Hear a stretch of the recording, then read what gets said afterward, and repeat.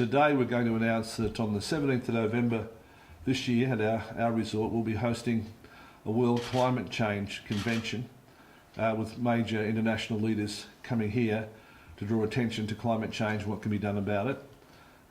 It'll be held the day after the last day of the G20 in Brisbane, and then we'll be keeping the attention on the need to have a global emissions trading scheme. Over the coming weeks and months we'll be making announcements of the world leaders who will be coming and attending this conference just after G20. So that's an exciting thing for the Sunshine Coast. It should put the Sunshine Coast in the international map, and that's one of the things I've been doing as a local member here. What are you hoping will come out of those talks? Well, we've got to keep Australia's position on the ETS alive and keep public debate going on it. We're also hoping that we can establish some momentum internationally with some of the major people who will be coming here for it, so that we can come up with a global emissions trading scheme. I mean, one of the reasons that a lot of countries won't move to an ETS is that they don't know how other countries will face with it, and they don't want to be left with the burden. So hopefully we can talk to people and get them to move in unison together on a national level. This is an extension of what I did with Vice President Gore when he came to Canberra. Real leadership doesn't mean you don't have persistence. It's a difficult task. You have to move ahead inch by inch, but you've got to stay with it. And I think in the future you'll find that we'll have a world where there will be a global ETS, and Australia needs to be in it, because if we're not, we'll find our products will be hit with a tax when they will enter another country that does have an ETS. We'll be paying their domestic ETS rather than having the money going back to Australia and Australians, which we need. Who will be coming for that, and how much will it inject into the local economy here? Well, we'll be having ex-presidents of other countries. I can't tell you who they are because their own countries have got to announce them, but former presidents and former chiefs, heads of state of other countries. As you know, we had a lot of people here for the World Leadership Alliance Club Madrid last year, so there'll be some of those people will be coming back, and there'll be some other eminent people, Nobel Prize winners and others, that'll be coming here on climate change. Is the invited? Well, we can't tell you who's invited. No, we don't want to give you all the news in one day, right? I'm sure he'll be here for the G20 though. I'm pretty sure that that'll be the case. You sure? Why would you say that? Well, because the G20 wouldn't happen if they didn't invite everyone in the G20. That'd be the end of it. So you reckon it's a good thing to come? Well, it's not a question of the Australian government deciding. They've got no say in it, really. Sure, no, I'm just asking you seem pretty certain that he'd come. Well, I think, the G20 is made up of 20 countries. You may not agree with all of them, but that's the whole concept, that you have they get together and talk. Winston Churchill said a long time ago that jaw is better than war, So I think that's still something we'd all agree. It's better to talk than to fight each other. Today I've been having discussions with members of the Treasurer's staff in relation to the budget and what can be done to ensure that people on lower incomes and disadvantaged Australians are not affected by the measures that the government wants to bring out. Overall, I've explained our position is that the budget, as we see it, is unfair to all Australians. It doesn't provide the opportunities that's needed for growth in the economy. And at this stage, we've had no agreement between ourselves and the government as to what we will support going into the Senate in the next couple of weeks. So our positions on all the things that we've made an announcement of remain unchanged. The government's going to be looking at a number of different options and come back to us over the next week. So that gives you an update where we are. Now, has anyone got any questions? What sort of options are they looking at? Well, I really don't know, because they're looking at different measures that they might do. As you know, it's the government's responsibility to govern. All we can do is look at things and say whether they're acceptable or not, and we don't think that the co-payment's acceptable. We do think that poor people drive motor cars, so we don't think that the excise is an acceptable thing to go forward with. So are they not listening, Clive? Are they not listening here? Well, I think generally speaking, I think the government thinks that they're elected to govern, and they find it quite surprising that they don't actually have the power to govern at the moment. So I think they've got to get over that, and they've got to look to a solution for the benefit of the Australian people. But don't you have a role to play in this one? You did mention before the government's got that responsibility to govern. Mm-hmm. You put it there. Don't you have a role to play as well? Well, we do, but of course, we haven't been given anything. This budget's got a lot of. I can't think of one good measure that's easy to support. I mean, it's not a question of doing one measure. There's a whole series of measures here which are all against the interests of Australians, as I see it. Right. After all, our context is that the Australian debt is 12% of GDP, and the average debt in the OECD is 73%. The Treasurer's background is he's saying that we're in a bad debt position and we have to do something about it. So we're coming from it from two different points of view. He says we're in a bad position vis-a-vis where we were 3 or 4 years ago, but I say that we're the third lowest debt country in the OECD. So it just depends from how you're looking at it. But I don't think it justifies, for example, a $7 co-payment for medical services. As I said, 4 women approached me in my electorate here. They were aged from the ages of 68 to 86. They said that their husbands, they'd voted Liberal all their life. Their husbands were deceased, but they'd voted Liberal. They'd fought in World War II and in Korea. And they said that they're from a nursing home and that every pension day their pension's paid to the nursing home and they get an extra $15 for incidentals a week. Then once a week on a Friday they pool their money together. They catch a taxi down to the cinemas at Maroochydore. Later on they can have a coffee. Sometimes if they're lucky they can have a chocolate as well.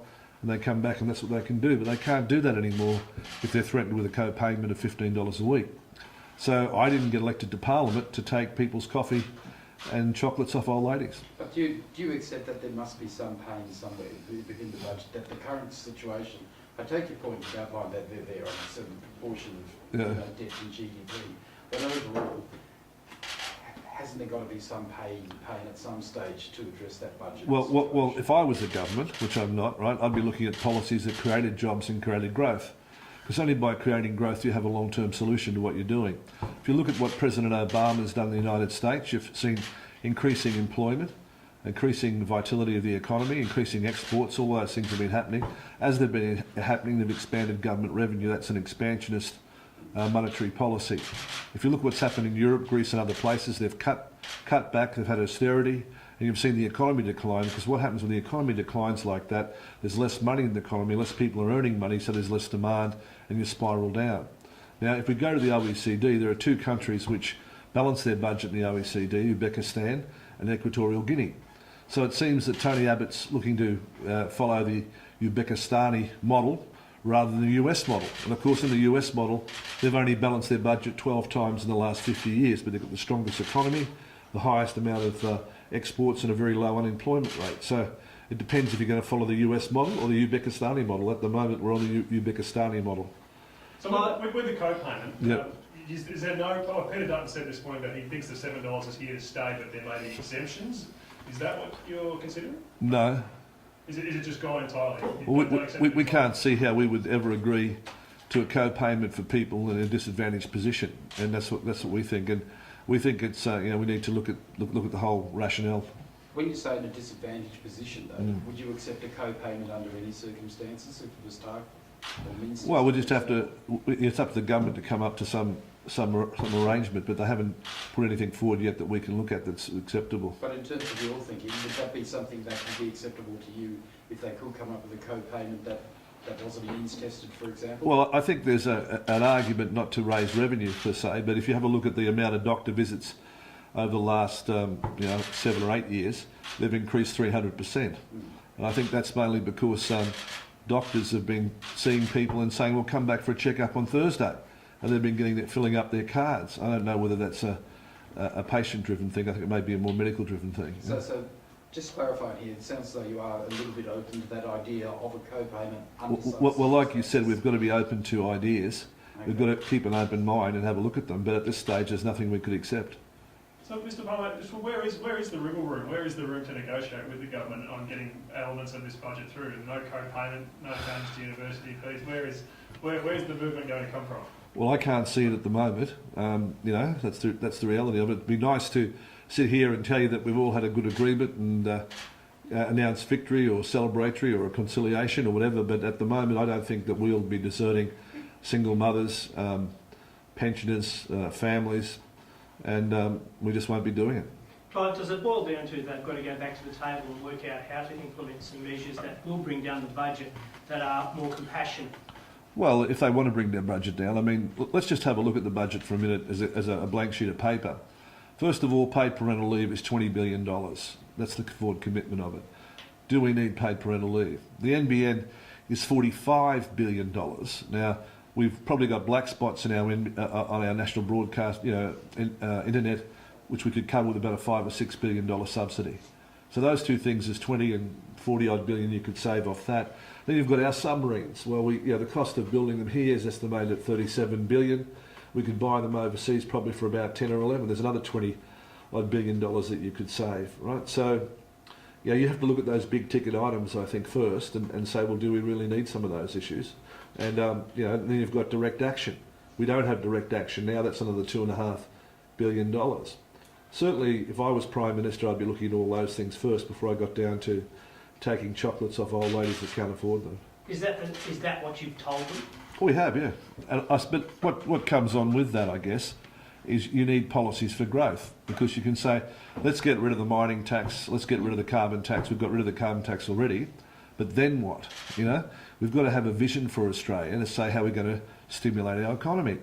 And one of the things that we've said to the government, and I think they're looking at, is the abolition of provisional tax, so that tax is paid at the end of the year rather than at the beginning of the year, which would release $70 billion into the economy, create a lot more domestic demand, and ensure a lot more employment. Things like that you need to look at. Chapter 11 in the United States, the Commonwealth Government's the number one petitioner of bankruptcies and liquidations in Australia.